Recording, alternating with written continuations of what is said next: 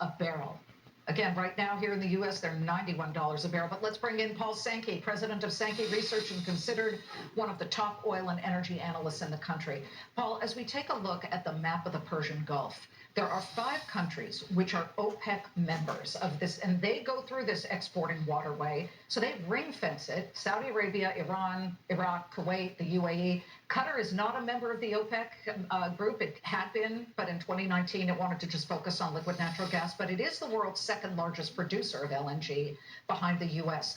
Do you believe what the minister from Qatar is saying, or is he just talking his book? No, they're very responsible indeed. In fact, they've really styled themselves as, if you like, the Saudi Arabia of natural gas. And so when he's expressing these concerns, he's quite legitimate in the argument that we'll go to 150. Yeah, absolutely. What is your prediction?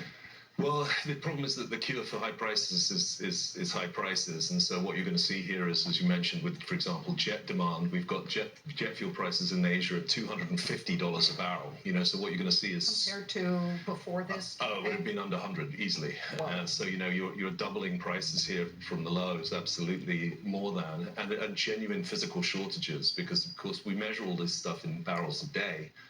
Global oil market's 105 million barrels a day. Just in oil, you're looking at 20 million barrels a day going through the straits, and we've already lost 5-6 days. It becomes very, very large amounts of oil that need to be made up. Do you think this is why the airlines have been hammered? These stocks over the past couple of days have really been taking a hit, and is it sort of the prediction that there will be a supply crunch? I think it's partly that, but I'm worried that it's more about the terrorism aspect of all that's happening here, because what you've done is you've effectively shattered the Iranian power system into what could be very, very several major terrorist organizations as one outcome.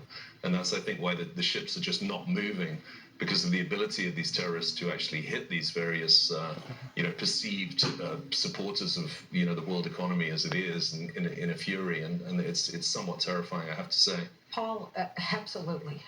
We've heard of the harrowing experiences of many Americans who are desperate to get out. And in fact, Abdal is about to tell us, because he was one of them.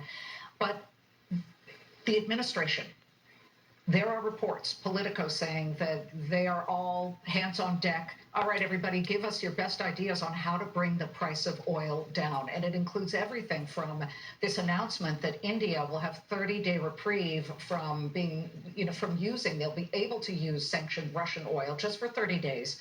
Because there is such a supply crunch, to other mitigating factors. What do you think could bring the price down beyond just the stopping of the military campaign? Well, obviously, there's absolutely no question it's opening the Straits of Hormuz. The question is, with this terrorist threat, can you really make sure that that's happening? And also, somewhat appallingly, in the Mediterranean this week, we had an LNG tanker explode through a drone attack by Ukraine out of Libya that actually sank the tanker, and we've never seen an LNG tanker exploded and sank in the history of the industry, which goes back to the 1960s. So it's a really unprecedented situation here that really concerns me in terms of just how you keep these very, very slow-moving, very, very large vessels safe without, with the sheer number that you have. And if you look at the situation, for example, in the Gulf of Aden with the Houthis, they haven't resolved the Houthi problem, which is still out there, and you've still had issues with the Suez Canal. What about the Trump administration announcing just within the last hour and a half this $20 billion insurance promise that the maritime oil tankers that are moving through the strait will be protected? Potentially, but it's so complicated. You can announce these things, but Lloyd's of London was set up as the maritime insurance agency basically in the 1600s. And the layers of complexity with insuring these vehicles is absolutely enormous. It's not just a question of saying, hey, here's $20 billion, you're all insured.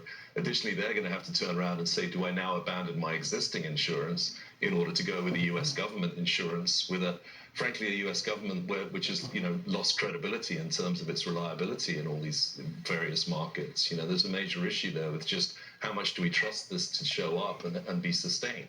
So it's not as easy as that, is unfortunately what I would tell you. When the idea was floated, we were hearing that some of the tanker companies globally were saying, well, we're not so sure what the reliability is, but we would have thought that kind of announcement would at least have some effect on oil prices in the moment. still has not. We're still at 91. Liz, it's a bad sign. You know, the fact that that announcement didn't make any difference. The market's so efficient here and it's so big. The oil market's so real. You know, this is not a GameStop market. This is a real 105 million barrel a day market, and real announcements make real differences. And this one hasn't really affected the market at all. No. Paul, thank you. It's a pleasure to see you. All right.